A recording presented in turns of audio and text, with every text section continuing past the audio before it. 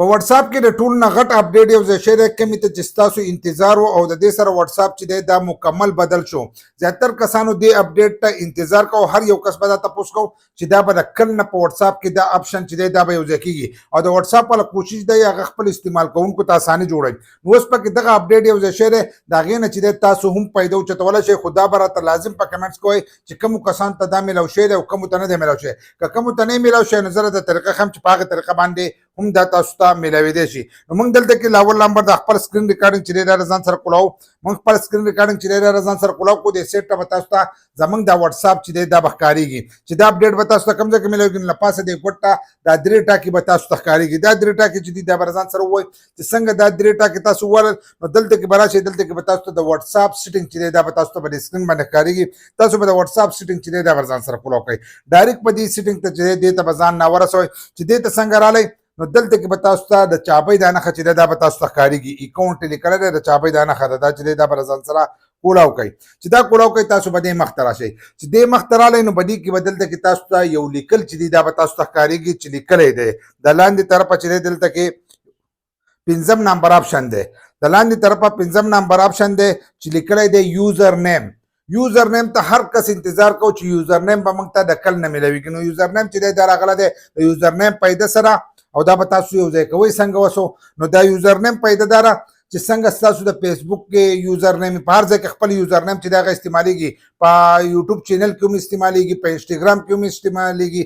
دغه شانتې هر یو اپلیکیشن دی په هغې کې یوزر نیم چې دی دا خپل جوړېږي. په ټیک ټاک کې هم یوزر نیم چې دی دا جوړ شوی. اوس تاسو ته هغه یوزر نیم چې دی هغه په واتس اپ کې میلاویږي. د دې فایده به دی چې تاسو به خپل نمبر چې دی دا پټ کړئ. که یو کس تاسو نه غواړي چې ستا آی ډي نو ته به دغه یوزر نیم چې دی دا به ورکړې، لکه د موبایل نمبر به نه ورکړې. دا یوزر نیم چې ته ورکړې په دې یوزر نیم باندې چې دی ستا کار به کېږي. لکه چې ته یوزر نیم وکړې نو هغه ستا سره په یوزر نیم باندې چې دی رابطه ساتلی شي، خو نمبر چې دی نمبر به ته نه ورکړې. ستا نمبر چې دی دا به اوس پټ پاتې کېږي. نو دا چې دی دا اوس راوتلی دی. دا اپډیټ چې دی دا موږ ته پرون راغلی دی. کېدای زیاتر کسانو ته راغلی، که کمو کسانو ته نه راغلی نو تاسو به داسې چل وکړئ چې خپل واتس اپ چې دی دا به ځان سره اپډیټ کړئ.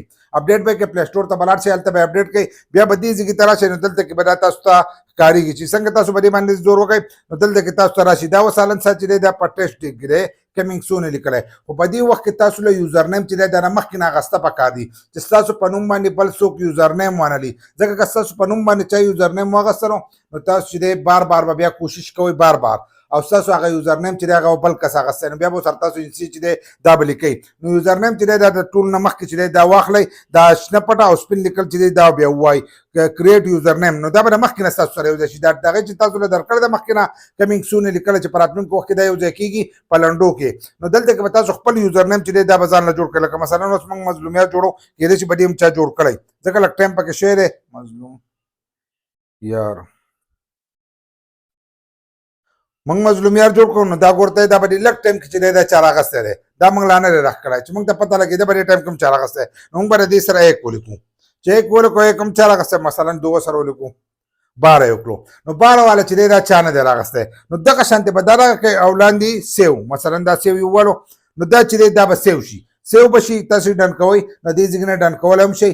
بل لا چې دا تاسو دوباره بیا هم چینج کولی شئ. که تاسو کوشش دغه کوئ نو دوباره چې دی دا هم چینج کېږي. نو اوس خپل یوزر نیم چې دی دا راواخلئ، ځکه چې بیا به وروسته ستاسو یوزر نیم چې دی به بل کس استعمال کړئ. خو دا راته لازم وه چې کومو کسانو ته د دې پته وه او کومو ته نه وه.